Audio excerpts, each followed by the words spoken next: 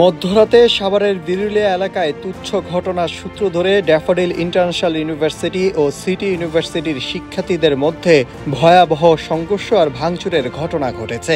২৬ October রাত ১২টা থেকে ভোর ৪:৩০ পর্যন্ত দফায় দফায় সংঘর্ষ চলে। এতে উভয় বিশ্ববিদ্যালয়ে প্রায় অর্ধশতাধিক শিক্ষার্থী আহত হয়েছেন। প্রত্যক্ষদর্শীরা জানান, সন্ধ্যায় ব্যাচেলর প্যারাডাইস হোস্টেলের সামনে সিটি বিশ্ববিদ্যালয়ের এক শিক্ষার্থী মোটরসাইকেল থেকে থুতু ফেললে তা ড্যাফোডিলের এক শিক্ষার্থীর গায়ে লাগে। এ নিয়ে তর্ক বিতর্ক চলার এক পর্যায়ে রাত ৯টার দিকে সিটি বিশ্ববিদ্যালয়ের অনেকে দেশীয় অস্ত্র ও ইটপাটকেল নিয়ে ড্যাফোডিলের হোস্টেলে হামলা চালান। ওই সময় কয়েকটি কক্ষ ভাঙচুর হয়।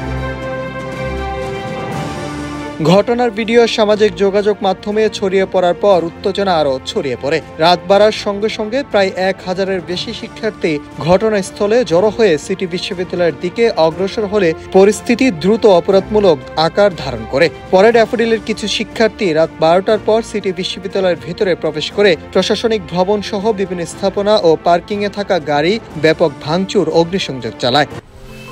১০ বছরের যাত্রা তো কেবলই শুরু।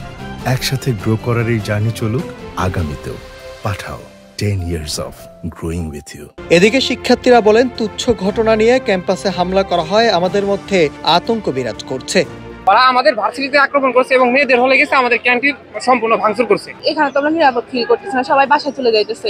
আমরা এখন মোটেও নিরাপত্তা ফিল করতেছি না। আমাদের অনেক স্টুডেন্ট এখন বাসার দিকে চলে গেছে ক্যাম্পাস ছেড়ে। কালকে রাত থেকে আমরা যারা বাসায় ছিলাম বা যারা আমাদের মেয়েরা হলে ছিল সবার সেমই অবস্থা, আমরা তো কেউ ঘুমাতে পারিনি। ড্যাফোডিল ইন্টারন্যাশনাল ইউনিভার্সিটির মুখপাত্র সৈয়দ মিজানুর রহমান রাজু বলেন, আমরা সমাধানের পথ খুঁজছি এবং ইউজিসিকে জানিয়েছি। আমাদের চেষ্টা থাকবে ঘটনা শান্তিপূর্ণভাবে সমাধান করার।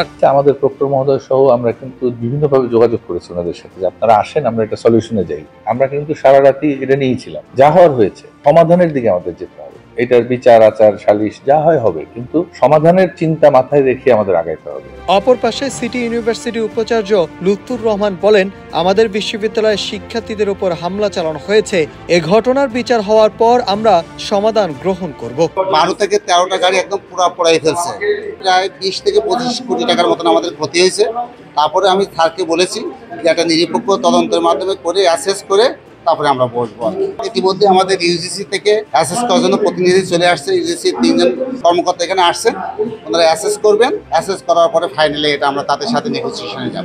সাভার থানার duty officer SI Habibur Rahman জানিয়েছেন, আমাদের ঊর্ধ্বতন কর্মকর্তারা ঘটনাস্থলে আছেন, পরিস্থিতি এখন নিয়ন্ত্রণে রয়েছে। ঘটনা যেন নিয়ন্ত্রণের মধ্যেই থাকে, সেটাই আমাদের চেষ্টা।